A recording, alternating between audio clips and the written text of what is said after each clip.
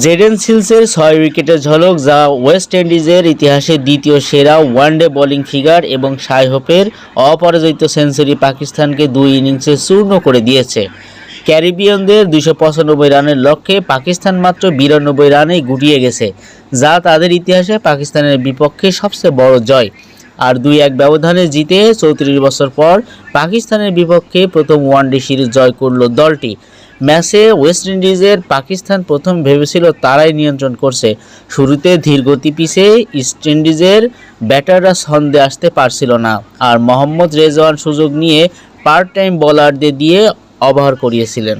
স্বাগতিকরা অতি রক্ষণাত্মক খেলছিল, যেন বড় স্কোর না হলেও অন্তত উইকেট হাতে রাখতে চায়। 44তম ওভারের শুরুতেই তাদের রান ছিল 200 এর নিচে, কিন্তু এক বলেই চিত্র পাল্টে যায়। মোহাম্মদ নওয়াজের প্রথম বলেই ছক্কা মারেন, তারপরের বলও ছক্কা, আর তখন পাকিস্তান শুধু দেখছিল কিভাবে ওয়েস্ট ইন্ডিজ ঘুরে দাঁড়িয়ে একের পর এক আঘাত হানছে। রেজওয়ান দ্রুতই আবরার আহমেদকে আক্রমণে আনেন। তিনি মাঝের ওভারগুলোতে দারুণ বল করে প্রথম 6 ওভারে মাত্র 5 রান দিয়েছিলেন, কিন্তু ওয়েস্ট ইন্ডিজের অধিনায়ক তখন পুরো দমেই চালিয়ে খেলতে থাকেন। আবরারের ওভারে 18 রান ওঠে। অন্যদিকে রিফস হাসান আলীকে মারতে থাকেন।